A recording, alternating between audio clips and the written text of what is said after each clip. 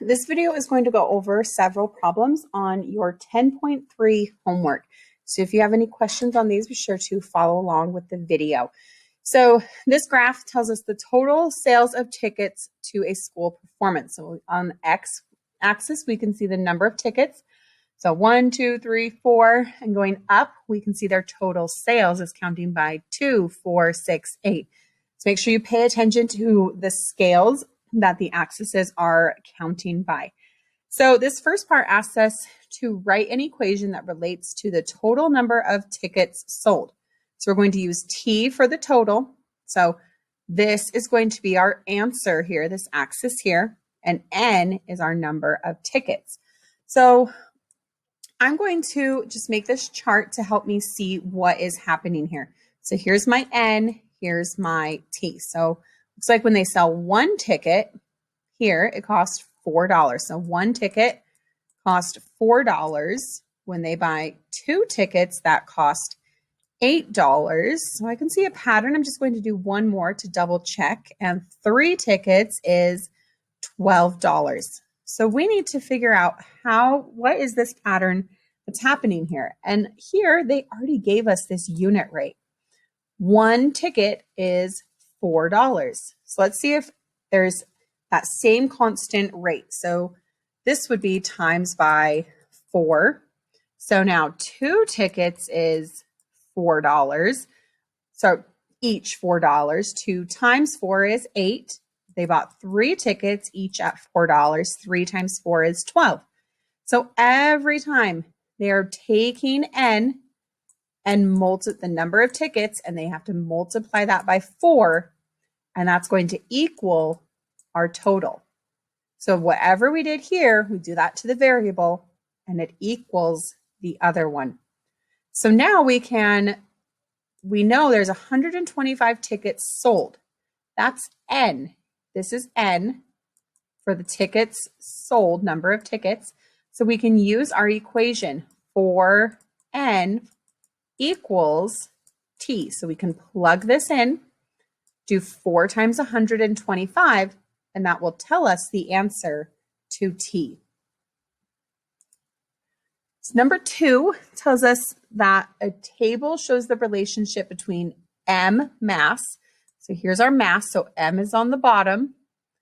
And the force weight, so the force is W, of weights on the ground. So this mass of 1, the force it gives is 9.8. When we have 2 of the same mass, the force it's weighing on the ground is 19.6. So it specifically asks us to write a multiplication equation to represent this relationship. So I know when I multiply, I want to start at my smaller number and go up. So I need to, on this one, start at the bottom and look up. So I can see our unit rate right here. 1 times what will equal 9.8? So what times 1 will equal 9.8? That is 9.8. So let's see if we're following the same unit rate here. So let's take 2 and multiply that by 9.8 to see what the force should be if we follow this pattern. 2 times 8 is 16.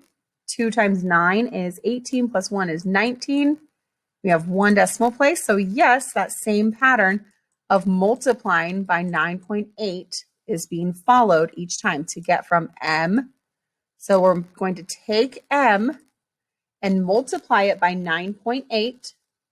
So 9.8 M's is going to equal the W. So when I take 9.8 times it by M, will give me the weight of the force.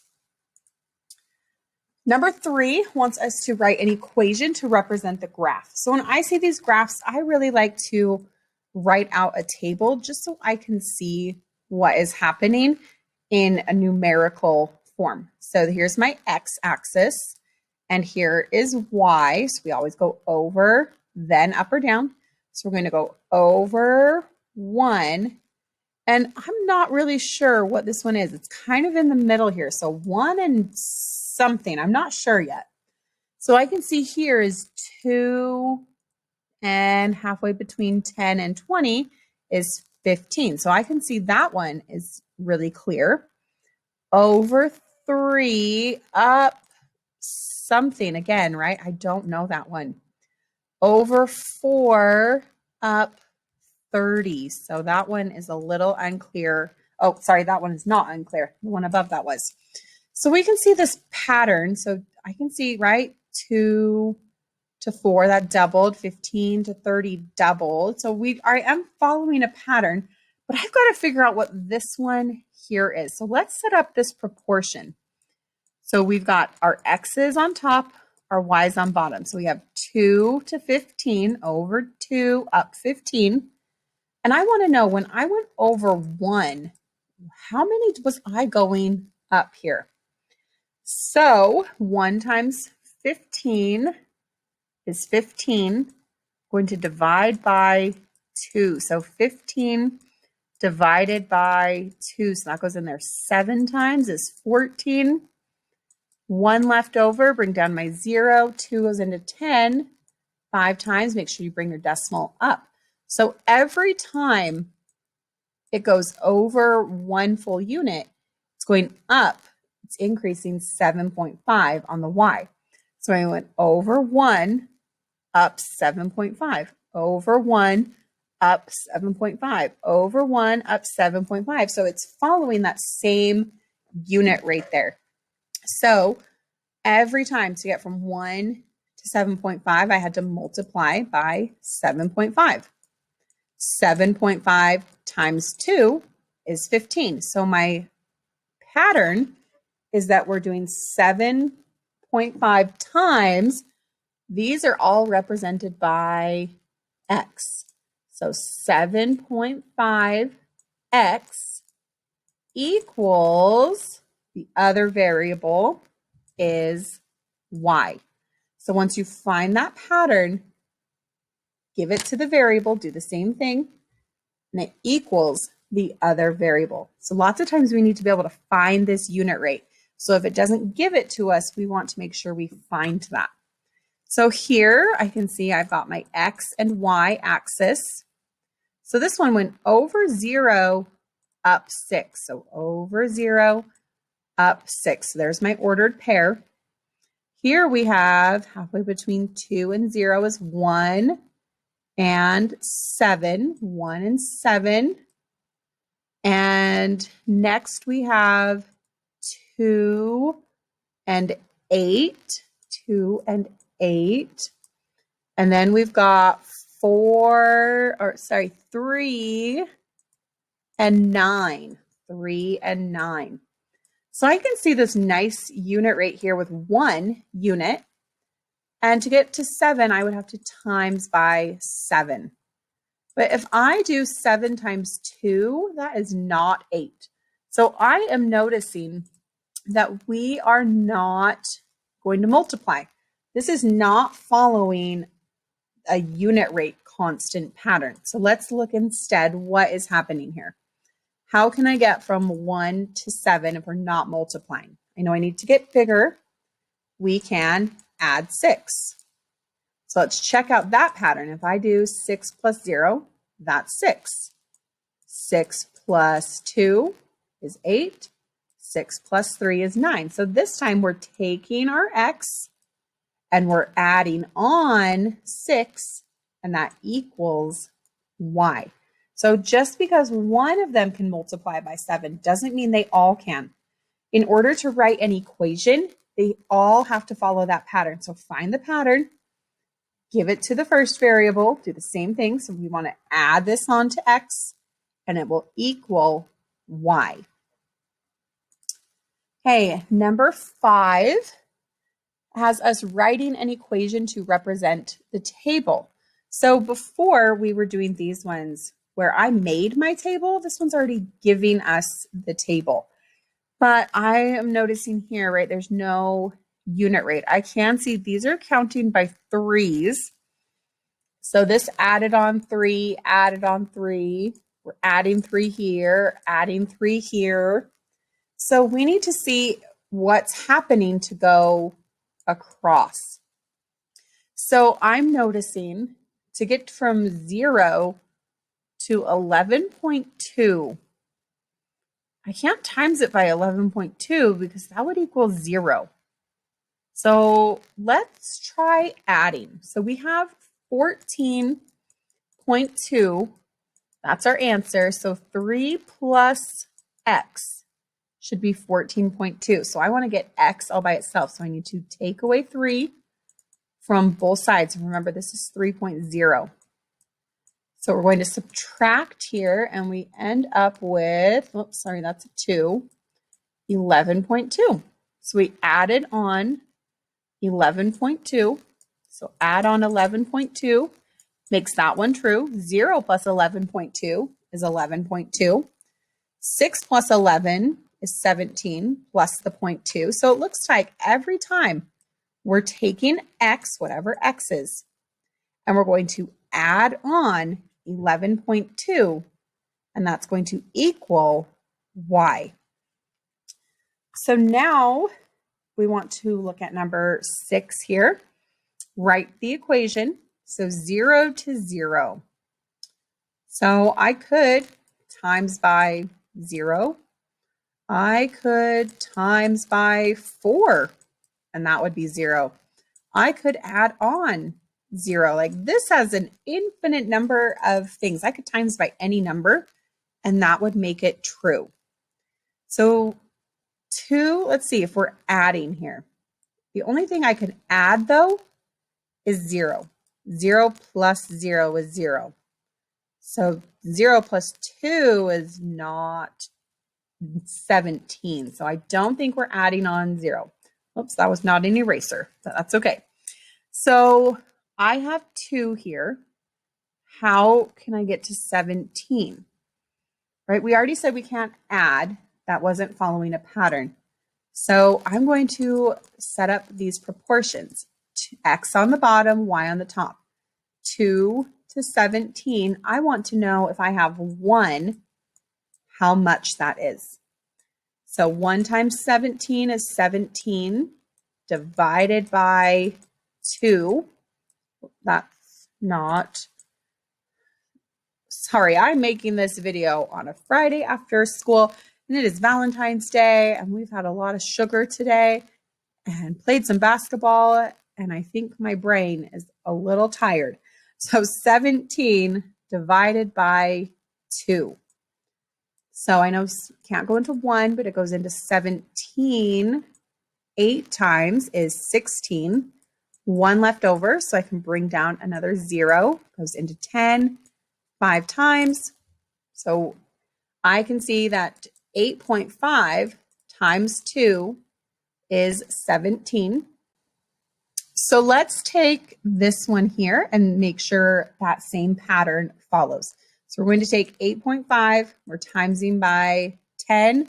I know I can just make it 10 times bigger by moving my decimal 1 place to the right is 85. So it looks like every time we're following this pattern of multiplying by 8.5. So we're taking 8.5, timesing that by x equals y. So now one thing we don't want to do when we write this out is we don't want to make it look like this. This looks like x times x, and that's x squared. So now we need to just get rid of this completely and just say 8.5x smashed together as the coefficient and the variable. That tells us that we have 8.5 groups of this same thing.